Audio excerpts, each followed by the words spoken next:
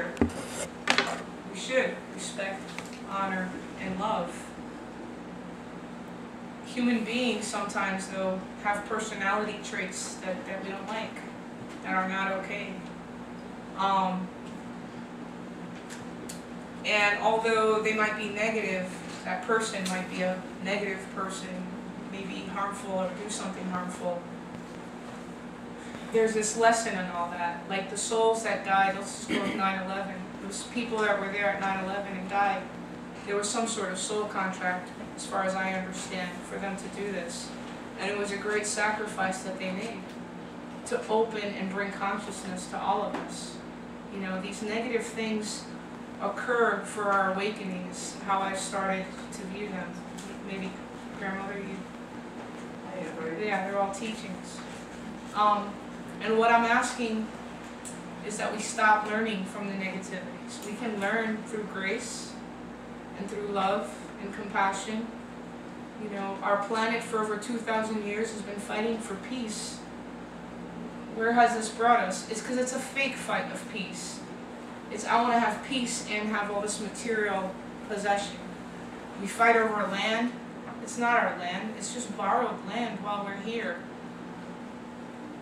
It's not ours to own. I live in a house built in 1925, and you know, I had been one of those typical people in the housing market with the foreclosure stories and the rental houses, and I was pulling my hair out, and it was 420 pounds, and I didn't know what to do with myself, and oh my God, because I was being suffocated by all the material stuff. It's not that I wanted it, I was out there pleasing everyone else. My parents, and this and that. It's not because I really wanted, that's not what I wanted, it's not what my heart and soul really wanted, but it would be these expectations, so I started stepping into them and fulfilling them. And then 10 years go by. I'm like, wait, I had a different plan. You know, I gave up a lot. But in that giving up, I've learned, and I'm grateful, and I'm happy that I went through this. I have a broader understanding. There's more people that I feel that I can connect to because of the different experiences I've had, not just financially. Then, you know, if you can imagine, I went into this real depression where, like, I wasn't even taking care of my animals. Why? Because I wasn't taking care of myself either, you know. And I was lucky to have some friends that showed me compassion. And then, little by little, the world wasn't so dark and negative anymore, and more light came in. And then I started feeling like a kid. And that's when I knew I was finally in the groove, when everything was just a big old game. Yeah. When I got to play with everything, you know. So what I learned from a lady who taught me how to be a firewalker, Gail, is there's 4 important things. First, we need to learn how to forgive ourselves. Self-forgiveness. It's a hard one. Right, I forgive myself on that bathroom mirror.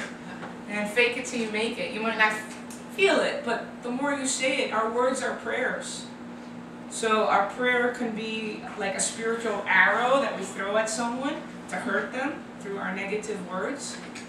Or it could be an uplifting thing through our positive words.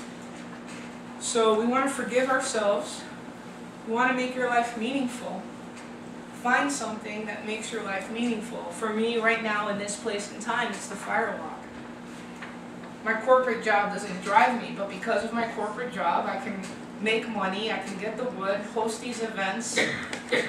Most people out there in the States charge over $100 a Firewalk. And I have this on a donation basis, and there's a basket out there by the food.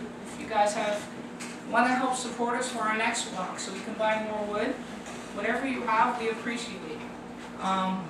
But you weren't asked for money coming in here. It's not about the money for me, but it's part of our world, and you know, it's needed. But because of this corporate job, I was able to make a small investment and get everything together, and I'm happy to do so. Whether I get any of this money back or not is irrelevant, because the universe and spirit will take care of all of that for me. I don't need to know the hows and the whys. I just need to know it is. So forgive yourself. Make life mean something for you. You get to pick it. You get to make it up, whatever it is. And then try to share that. Maybe you find other people that have the same thing or goals. Linda has been very supportive. She's been there for every single one of my firewalks. We even had one in her backyard just for her birthday. You know, Danielle, Katie, Doris, other people have been very supportive. Sam, who's, although she probably is bored to tears, a 14-year-old being here, but she's here taking photos of everyone, and you know, that adds a lot of energy, because after the walk, then you guys get to see the photos and share them. It's like more energy. So now we have something else to talk about. We don't have to talk about the politics and the wars. We have something fun. So the more we keep our conversations with each other and ourselves lighter, we start generating more and more good energy. Like if you look at yourself as a video game, you're getting more and more good health points, you know? And once you reach that kind of critical mass, life will just, it'll open up for you. And you're going to be amazed. But it's a little bit of a climb. Remember, we spent years and decades getting into this lower frequency. It's a fight every day. Those affirmations are very wonderful. Putting your feet on the ground and saying, okay, universe, here I am, here's another day, thank you. Make my day simple and easy. Ask for it. See if you'll get it. I think you will.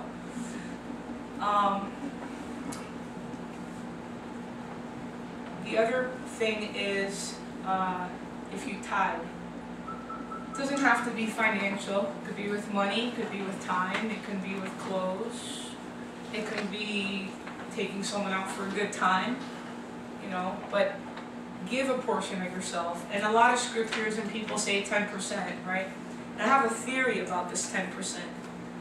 We've also heard the phrase that good is 10 times stronger than bad. We've also heard the root of all evil is money. Money is just a medium of energy. It's evil only if you say it's evil. But on our planet, money's been used to do a lot of things, like fund wars, fund drugs, you know, fund circles where kids are kidnapped and taken up. God knows what happens. So this money holds an energy about it, and this energy is called trident energy. It's like a negative type of energy.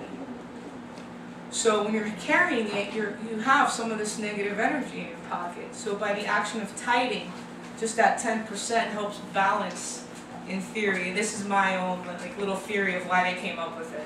It makes sense to me. I like to go with that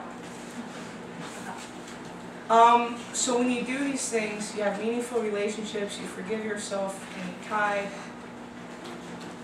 and you make life mean something. And the meaningful relationships means true, honest, what grandmother said, our relations, sharing with each other, honoring each other. It's better to just walk away and argue, right, with someone. And then reapproach that person and state where the boundaries were crossed outside of the arguing energy, though. You gotta get away from that negative, let it come down. But don't just walk away, then you've just given up your power.